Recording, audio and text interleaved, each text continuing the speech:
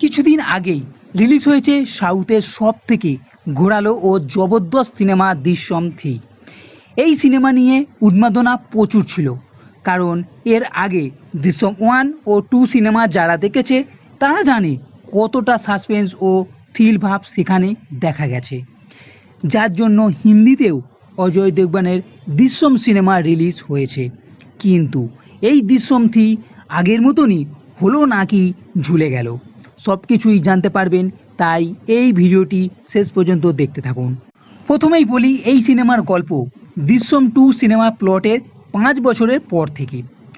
প্রথম যখন সিনেমা শুরু হয় তখন মনে হয়েছিল হ্যাঁ, কিছু একটা ঘোরালো জিনিস নিশ্চয়ই এখানে দেখতে পাবো। তবে এর প্রথম 10 মিনিট 20 মিনিট পর্যন্ত তেমন কিছু নেই। ভেবেছিলাম এর পরে হবে, কিন্তু এরপর একটা সাসপেন্স মতন তৈরি তো হয়, তবে তা এই সিনেমার মানের সঙ্গে অনেকটাই বেমানান বা কম। পুরো সিনেমা 2 ঘন্টা 30 মিনিটের কাছে।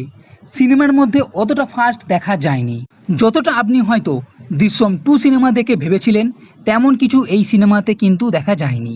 তার কারণ প্রথম থেকেই যে ঘটনাটি ঘটেছিল জর্জ কুট্টি সেটা নিয়ে একটা সিনেমা তৈরি করে।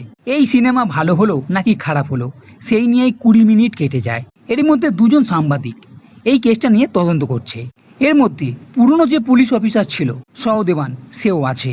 আর এর পিছনে যে ছেলেটি মারা গেছিল তার বাবা আছে, তার কারণ এই কেসটা আবার নতুন করে তৈরি করতে চায়। এছাড়া জর্জ কুটির যে বড় মেয়ে আছে তার বিয়ে নিয়েও একটা ঘটনা আছে।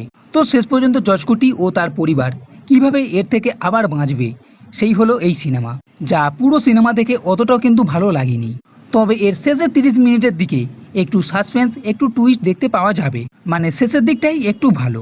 প্রথম দুটো সিনেমার সঙ্গে তুলনা করলে এই 3 নম্বর সিনেমা অনেকটাই পেছনে, আর অনেক ক্ষেত্রে এই সিনেমা একটু স্লো লেগেছে। আর আমার মনে হয় না এই দৃশ্যম 3 অতটা হিট করতে পারবে। তাই ওভারঅল দেখলে দৃশ্যম 3 মোটামুটি একবার দেখার মতন সিনেমা। প্রথম দুটো সিনেমা যদি দেখে থাকেন সেই জন্যই এই দৃশ্যম 3 একবার হলে দেখা যেতে পারে।